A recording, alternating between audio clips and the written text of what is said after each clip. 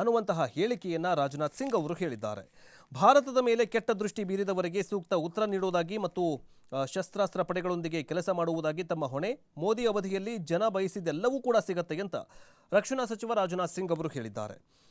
ಸಮಾರಂಭದಲ್ಲಿ ಮಾತನಾಡಿದಂತಹ ಸಂದರ್ಭದಲ್ಲಿ ಪಹಲ್ಗಾಮ್ ದಾಳಿ ಬಗ್ಗೆ ಪರೋಕ್ಷವಾಗಿ ಪ್ರಸ್ತಾಪಿಸಿ ರಕ್ಷಣಾ ಸಚಿವರಾಗಿ ದೇಶದ ಗಡಿಗಳನ್ನು ರಕ್ಷಿಸುವುದು ಮತ್ತು ನಮ್ಮ ದೇಶದ ಮೇಲೆ ಕಣ್ಣಿಟ್ಟ ಕೆಟ್ಟ ದೃಷ್ಟಿ ಬಿದ್ದವರ ಕಣ್ಣುಗಳನ್ನೇ ಉಡೀಸ್ ಮಾಡಿಬಿಡ್ತೀವಿ ಅಂತ ರಕ್ಷಣಾ ಸಚಿವರು ಹೇಳಿದ್ದಾರೆ. ಈಗಾಗಲೇ ಏನಂತಂದರೆ ಭಾರತ ಮತ್ತು ಪಾಕಿಸ್ತಾನದ ನಡುವೆ ಉದ್ವಿಗ್ನ ಪರಿಸ್ಥಿತಿ ಹೆಚ್ಚಿರುವ ನಡುವೆಯೇ ದೇಶದ ವಾಯುಸೇನೆ ಮುಖ್ಯಸ್ಥ ಚೀಫ್ ಆಗಿರುವಂತಹ AP ಸಿಂಗ್ ಅವರು ಪ್ರಧಾನಿ ನರೇಂದ್ರ ಮೋದಿ ಅವರನ್ನು ಭೇಟಿ ಮಾಡಿ ಕೆಲವೊಂದಿಷ್ಟು ಮಾತುಕತೆಗಳನ್ನು ನಡೆಸಿದ್ದಾರೆ. ನಿನ್ನೆಷ್ಟೇ ಮಾರ್ಷಲ್ ಚೀಫ್ ಕೆಲವೊಂದಿಷ್ಟು ಮಾತುಕತೆಗಳನ್ನು ಮಾಡಿದ್ದಾರೆ. ಜೊತೆಗೆ ಯಾವಾಗ ಅಣ್ವಸ್ತ್ರ ಮತ್ತು ಈ ಬೊಗಳೆ ಬಿಡೋದಕ್ಕೆ ಶುರು ಮಾಡ್ತಲ್ಲ ಪಾಕಿಸ್ತಾನ, ಭಾರತವೂ ಅಷ್ಟೇ ಅಷ್ಟೊಂದು ಸೀರಿಯಸ್ ಆಗಿ ಏನು ತೊಗೊಂಡಿಲ್ಲ. ಯಾಕಂದರೆ ಪಾಕಿಸ್ತಾನದ ಕಡೆಯಲ್ಲಿ ಏನೂ ಕಿಸಿಯೋಕೆ ಆಗಲ್ಲ. ಅದೇ ಯಾರೋ ಒಬ್ಬರು ರಿಪೋರ್ಟ್ ಮಾಡಿದ್ದಾರೆ, ಪಾಕಿಸ್ತಾನ ಮೀಡಿಯಾದವರು ಹೇಳಿದ್ದಾರೆ, ನಮ್ಮ ಹತ್ರ ಪಾಕಿಸ್ತಾನದ ಹತ್ರ ಬರೀ 4 ದಿನಗಳಾಗುವಷ್ಟು ಮಾತ್ರ ನಮ್ಮ ಹತ್ರ ಮದ್ದುಗುಂಡುಗಳಿದ್ದಾವೆ.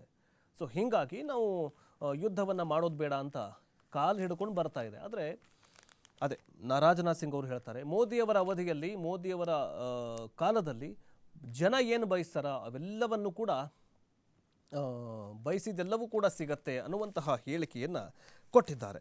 ಇನ್ನು ಮುಂದಿನ ಸುದ್ದಿ ಏನಂತಂದ್ರೆ ನೋಡ್ತಾ ಹೋಗೋದಾದರೆ ಅದೇ ಭಾರತದ ಮೇಲೆ ಪಾಕ್ ನೂತನ ಅಣ್ವಸ್ತ್ರ ಬೆದರಿಕೆಯನ್ನು ಹಾಕ್ತಾ ಇದೆ. ನೋಡಿ, ಹೊಟ್ಟೆಗೆ ಹಿಟ್ಟಿಲ್ದಿದ್ರೂ ಕೂಡ ಸಾಲ ಮಾಡಿ ಆದರೂ ತುಪ್ಪ ತಿಂತೀನಿ ಅನ್ನುವಂತಹ ತುಪ್ಪ ಆದರೂ ತಿನ್ನಲಿ. ಆದರೆ ಪಾಕಿಸ್ತಾನ ಏನು ಮಾಡ್ತಿದೆ ಅಂತಂದರೆ ಸಾಲ ಮಾಡಿ ಈ ಬೇರೆ ಬೇರೆ ದೊಡ್ಡ ದೊಡ್ಡ ರಾಷ್ಟ್ರಗಳಿಂದ ಸಾಲ ಮಾಡ್ಕೊಂಡು ತೊಗೊಂಡು ಬರ್ತಾ ದುಡ್ಡು IMF ಈಗ ಎಷ್ಟೋ ಕೋಟಿ ರೂಪಾಯಿ ಕೊಡೋದಕ್ಕೆ ರೆಡಿ ಆಗಿದೆ. ಪಾಕಿಸ್ತಾನ ಏನು ಮಾಡುತ್ತೆ, ಆ ಎಲ್ಲ ದುಡ್ಡನ್ನು ತಂದು ತನ್ನ ಜನಗಳಿಗೆ ಹಂಚೋದಿಲ್ಲ, ಅಭಿವೃದ್ಧಿ ಕೆಲಸಗಳಿಗೆ ಹಂಚೋದಿಲ್ಲ, ನೀರು ಸರಬರಾಜಿಗೆ ಹಂಚೋದಿಲ್ಲ, ಪೆಟ್ರೋಲ್ ಡೀಸೆಲ್ ಕಮ್ಮಿ ಮಾಡ್ತೀವಿ ಅಂತ ಅನ್ನೋದಿಲ್ಲ, ಬೆಲೆ ಏರಿಕೆಗೆ ಸ್ವಲ್ಪ ಏನಾದರೂ ಮಾಡೋಣ ಅಥವಾ ವ್ಯಾಪಾರ ವಹಿವಾಟಿಗೆ ಏನಾದರೂ ಮಾಡ್ಕೊಳ್ಳೋಣ ಅಂತ ಅನ್ನೋದಿಲ್ಲ. ಪಾಕಿಸ್ತಾನ ಇದೇ ನವಾಬ್ ಶರೀಫು ಏನು ಮಾಡುತ್ತೆ ಅಂತಂದರೆ ಭಯೋತ್ಪಾದಕ ಉಗ್ರ ಸಂಘಟನೆಗಳಿಗೆ ಪೂರೈಕೆ ಮಾಡಿ ಮಾಡಿ ಮಾಡಿ ಈಗ ಪಾಕಿಸ್ತಾನಕ್ಕೆ ದೊಡ್ಡ ಹೊಡೆತ ಸಿಕ್ಕಂತಾಗಿದೆ, ದೊಡ್ಡ ಹೊಡೆತ ಬೀಳ್ತಾಗಿದೆ. ಈಗ ಏನು ಮಾಡ್ತಾ ಇದೆ ಅಂತಂದರೆ ಭಾರತದ ಮೇಲೆ ನಾವು ಯುದ್ಧವನ್ನು ಮಾಡ್ತೀವಿ, ಅಣ್ವಸ್ತ್ರ ದಾಳಿಯನ್ನು ಮಾಡ್ತೀವಿ. ಅಣ್ವಸ್ತ್ರ ದಾಳಿಯಾದ ಇದೊಂದು ಏನಂತಂದರೆ ಸುಮ್ಮನೆ ಅಲ್ಲ. ಅಣ್ವಸ್ತ್ರ ದಾಳಿ ಮಾಡೋದಕ್ಕೂ ಕೂಡ ಕೆಲವೊಂದಿಷ್ಟು ರೂಲ್ಸ್ ಆ್ಯಂಡ್ ರೆಗ್ಯುಲೇಷನ್ಸ್ ಇರುತ್ತೆ. ಅದೆಲ್ಲವನ್ನು ಬಿಟ್ಟು ಸುಮ್ಮನೆ ಅಣ್ವಸ್ತ್ರ ದಾಳಿ ಅಂತ ಬೊಗಳೆ ಬಿಡತ್ತಲ್ಲ. ಸಪೋಸ್ ಏನಾದರೂ ಅಣ್ವಸ್ತ್ರ ದಾಳಿ ಮಾಡಿದ್ದೇ ಆದಲ್ಲಿ ಪಾಕಿಸ್ತಾನ ಈ ವಿಶ್ವದ ಭೂಪಟದಲ್ಲಿ ಇರತ್ತಾ? ಅಷ್ಟು ಕೂಡ ಬುದ್ಧಿ ಇಲ್ಲ ಪಾಕಿಸ್ತಾನ ಸಂಸದರಿಗೆ. ಒಂದು ಕಡೆ ಭಾರತದ ವಾಯು ತಡೆಯಿಂದಾಗಿ ಪಾಶ್ಚಿಮಾತ್ಯ ರಾಷ್ಟ್ರಗಳ ಕೈಕಾಲು ಹೊಡಿತಾ ಇರುವಂತಹ ಪಾಕಿಸ್ತಾನ ಅಂದರೆ ಇನ್ನೊಂದು ಕಡೆ ಭಾರತಕ್ಕೆ ಮತ್ತೆ ಅಣ್ವಸ್ತ್ರಗಳ ಧಮಕಿ ಹಾಕ್ತಾ ಇದೆ. ತನ್ನ ತನ್ನ ಮೇಲಾದರೂ ಯಾರಾದರೂ ದಾಳಿ ಮಾಡಿದ್ರೆ ಅಥವಾ ನೀರಿನ ಹರಿವು ತಡೆದ್ರೆ ಅಣ್ವಸ್ತ್ರಗಳು ಸೇರಿ ಎಲ್ಲ ರೀತಿಯ ಅಣ್ವಸ್ತ್ರ ಬಳಸಿಕೊಂಡು ಭಾರತದ ಮೇಲೆ ದಾಳಿ ಮಾಡುವುದಾಗಿ ಬೆದರಿಕೆಯನ್ನು ಹಾಕಿದೆ ಪಾಕಿಸ್ತಾನ. ರಷ್ಯಾದ ಸುದ್ದಿ ಸಂದರ್ಶನದಲ್ಲಿ ರಷ್ಯಾದ ಯಾವುದೋ ಒಂದು TV ಮಾಧ್ಯಮದಲ್ಲಿ ಕೂತ್ಕೊಂಡು ಮಾತಾಡಿದಂತಹ ಪಾಕಿಸ್ತಾನದ ಹಿರಿಯ ರಾಯಭಾರಿ ಮೊಹಮ್ಮದ್ ಖಾಲಿದ್ ಜಮಾಲಿ ಭಾರತದ ದಾಳಿ ಕುರಿತು ನಮ್ಮ ಬಳಿ ವಿಶ್ವಾಸಾರ್ಹ ಮಾಹಿತಿ ಇದೆ. ಭಾರತವು ಪಾಕಿಸ್ತಾನದ ನಿರ್ದಿಷ್ಟ ಪ್ರದೇಶಗಳನ್ನು ಗುರಿಯಾಗಿಸಿಕೊಂಡು ದಾಳಿ ಮಾಡುವಂತಹ ಸಾಧ್ಯತೆ ಇದೆ. ಸೊ ಭಾರತದಿಂದ ಸೋರಿಕೆಯಾದ ಮಾಹಿತಿಗಳಿಂದ ಇದು ಸ್ಪಷ್ಟವಾಗಿದೆ.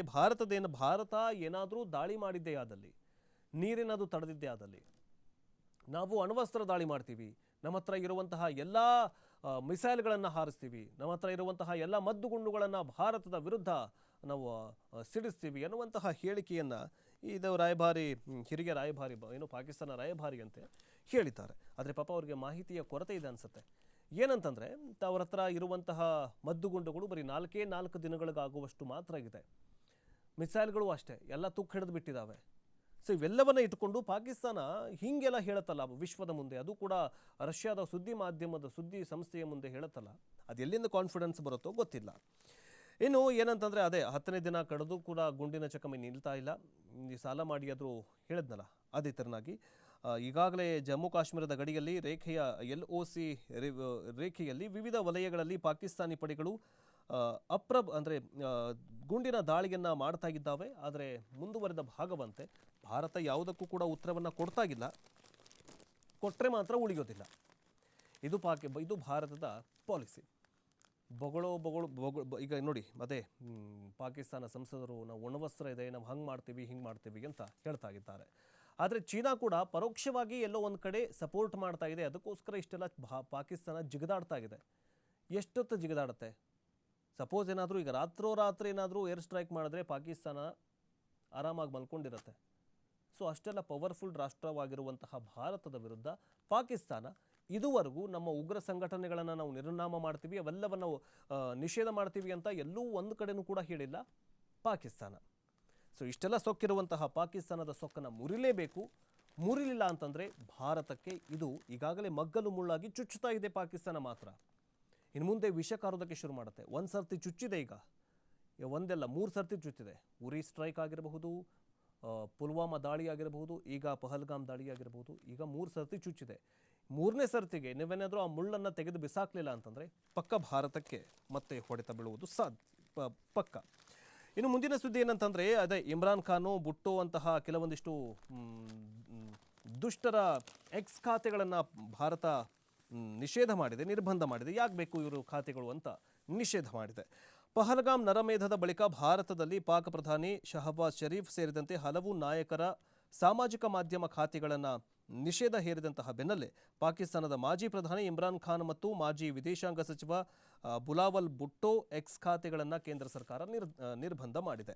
ಭಾರತ ಮತ್ತು ಪಾಕಿಸ್ತಾನದ ನಡುವಿನ ಉದ್ವಿಗ್ನತೆ ನಡುವೆ ಭಾರತ ವಿರೋಧಿ ಮತ್ತು ದುರುದ್ದೇಶಪೂರಿತ ವಿಷಯಗಳನ್ನು ಈ ಇಬ್ಬರೂ ಎಕ್ಸ್ ಖಾತೆಗಳಲ್ಲಿ ಪೋಸ್ಟ್ ಮಾಡ್ತಾ ಇದ್ದಾರೆ ಎನ್ನುವಂತಹ ಕಾರಣವನ್ನು ಇಟ್ಕೊಂಡು ಈ ಒಂದು ಕ್ರಮವನ್ನು ಕೈಗೊಳ್ಳಲಾಗಿದೆ. ಭಾರತ ಈಗಾಗಲೇ ಪಾಕಿಸ್ತಾನದ ಸರ್ಕಾರದ ಅಧಿಕೃತ ಖಾತೆಗಳು, ರಕ್ಷಣಾ ಸಚಿವ ಖ್ವಾಜಿ ಆಸಿಫನಂತಹ ಕೆಲವೊಂದಿಷ್ಟು ಮೂರ್ಖರ ಖಾತೆಗಳನ್ನು ಈಗಾಗಲೇ ಭಾರತ ಬ್ಯಾನ್ ಮಾಡಿದೆ.